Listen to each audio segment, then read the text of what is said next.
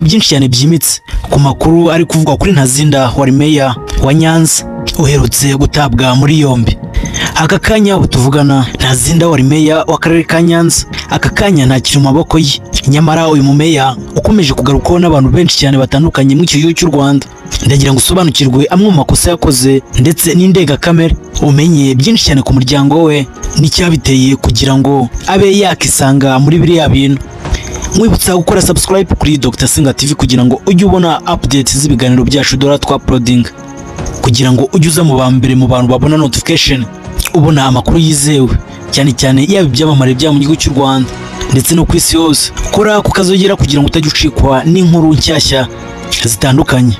Urwego rw'igihugu rw'ubugenzacyaha RIB rwatangaje ko rwataye muri yombi Ntazinda Erasim wari umuyobozi w'akarere ka Nyanza nyuma y'amasaha make akuwe ku butegetsi. Turavuga ku nshingano ziwe yari ashinzwe mu karere ka Nyanza.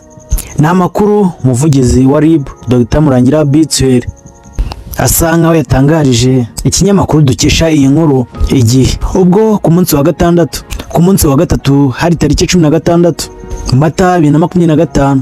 Umva ibyo yatangaje. Dr Murangira Bituel yagize ati: nibyo koko Ntazinda Erasim arafunzwe bishingiye ku iperereza riri gukorwa, gusa nta byinshi cyane twavuga kugeza ubu, kwirinda ko bishobora kuba byabangamira iperereza. Avuga ko Ntazinda yatawe muri yombi nyuma y'icyemezo inama njyanama y'akarere ka Nyanza yafashe cyo kumuhagarika ku nshingano zo kuyobora ako karere. Umuyobozi w'inama njyanama y'akarere ka Nyanza Mukagatare Judith yabwiye ikinyamakuru Igihe ko ihagarikwa rya Ntazinda rishingiye ku myitwarire mibi yagiye imuranga nubwo atasobanuye iyo ariyo. Mu by'ukuri Ntazinda yarayoboye akarere ka Nyanza muri manda ya kabiri nyuma y'uko mu matora yo muri 2021 yongeye gutorerwa kuyobora ako karere. Yari amaze imyaka 5 abereye umuyobozi w'akarere ka Nyanza. Nyuma y'aya makuru Judith, uyu muyobozi njyanama w'akarere ka Nyanza atangaje ibi ngibi, nibwo uyu mugabo yaje kwibandwaho n'abantu benshi cyane batandukanye ba mu gihugu cy'u Rwanda, cyane ko biza mu bintu bitigeze bimenyekana cyane yaba muri showbiz ya mu gihugu cy'u Rwanda.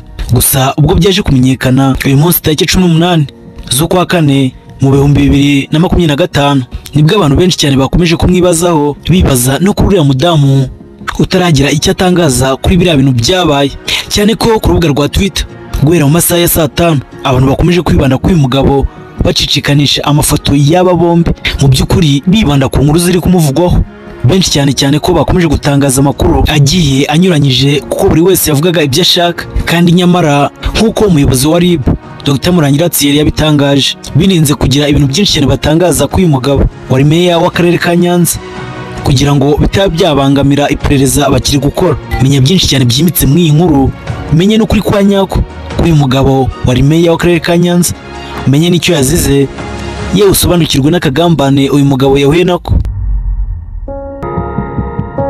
Ngira ngo nk'uko mubibona uyu mugabo Ntazinda Erasim mu by'ukuri nk'uko bivugwa yaramaze imyaka 5 ayobora akarere ka Nyanza.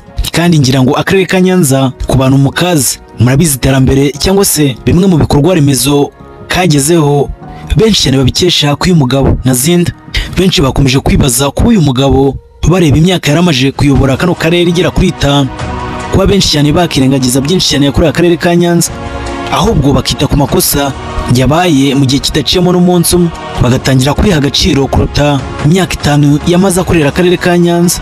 Menya byinshi cyane bitandukanye, umenye n'ukuri uyu mugabo usa nkaho yagambaniwe. Ngira ngo mwakomeje kubibona yaba bapostinze kuri Twitter ndetse no ku mbuga za mu gihugu cy'u Rwanda, yaba Instagram, Facebook, TikTok ndetse n'izindi nyinshi cyane zitandukanye zikoreshwa hano mu iki gihugu cy'u Rwanda.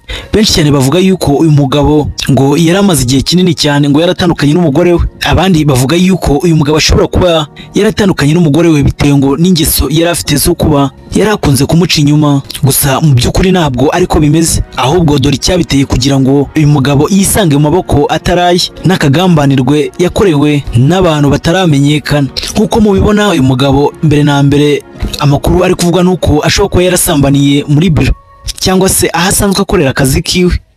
Nyuma y'ibyo uwo uvuga ko baryamanye cyangwa baryamaniye muri office uyu mugabo Ntazinda akoreramo, nyuma akaza kumwaka uburenganzira bwo kuba yakicara muri ofisi yiwe ubundi akarya amafoto. Uyu mugore rero watse uburenganzira uyu mugabo wari meya w'akarere ka Nyanza kumusaba kuba yakifotoreza muri ofisi ye, nibyo byaje gukomeza gukurura abantu ndetse batangira kwibaza niba abayobozi basigaye bakinira mu kazi, kugeza bwo n'abasivile bagomba kujya bambara imyenda ya gisirikare cyangwa se iy'umutekano runaka. Benshi cyane babikompayininze, babaye nk'ababihuza, gusa bigaragara nabi muri rubanda.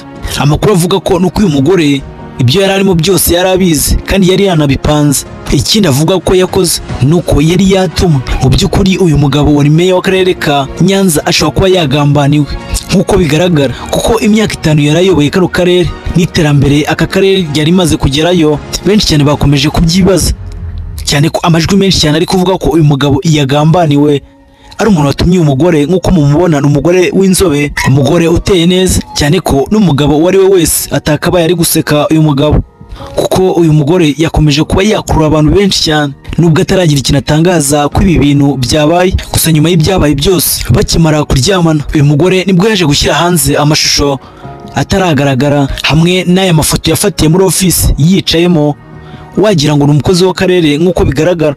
Gusa uyu mugore ntabwo ari umukozi w'akarere, we kuba yicayemo hano ni ifoto yaje kurya, kuko ibyo yasabwaga yaramaje kubikora n'uyu mumeya w'akarere ka Nyanza watawe muri yombi. Benshi cyane nubwo batangiye gucirirwa Plateau Ntazinda, amakuru ahari nuko uyu mumeya ashobora kuba yarekurwa kuko nta kagambane yahuye nako. Mu magambo menshi cyane atandukanye benshi bagiye bavuga kuri social media za mu gihugu cy'u Rwanda, ngira nk'uko mwabibonye kuri Instagram babipostinze kandi buri wese yagiye avuga ibyo ashaka. Kuri Twitter naho niko bimeze. Nimba uzi ko ukoresha Twitter, ndagira ngo uze kunyarukiraho buri wese avuga ibyo ashaka, ariko nyamara bamwe mu bantu bakuze kandi basanzwe bazi uyu mugabo Ntazinda bavuga ko ibi ngibi batari babimuziho, kandi nyamara n'ibyamubayeho bishobora kuba byatunguranye cyane, nk'uko inkuru zagiye zicicikana ku mbuga nkoranyambaga za mu gihugu cy'u Rwanda. Buri wese avuga ibyo ashaka. Benshi cyane batangaje bavuga yuko igihugu cy'u Rwanda gishobora kuba cyazanye Balthazar, bamwe bavuga yuko nimba yaramaze imyaka 5 ayobora mu karere, byumvikanwa ko yaramaze iminsi cyangwa se igihe kirekire akora bino bintu. Nyamara siko bimeze, gusa ukuri guhari kuzatangazwa n'urwego rubishinzwe investigation y'iki gihugu cy'u Rwanda, kuko kugeza ubu benshi cyane ntibarasobanukirwa ukuri kwa nyako k'uyu mugabo ndetse n'ibyamubayeho. Sobanukirwa kandi umenye ibyo kokana k'umugore wiwe kugira ngo babe batandukana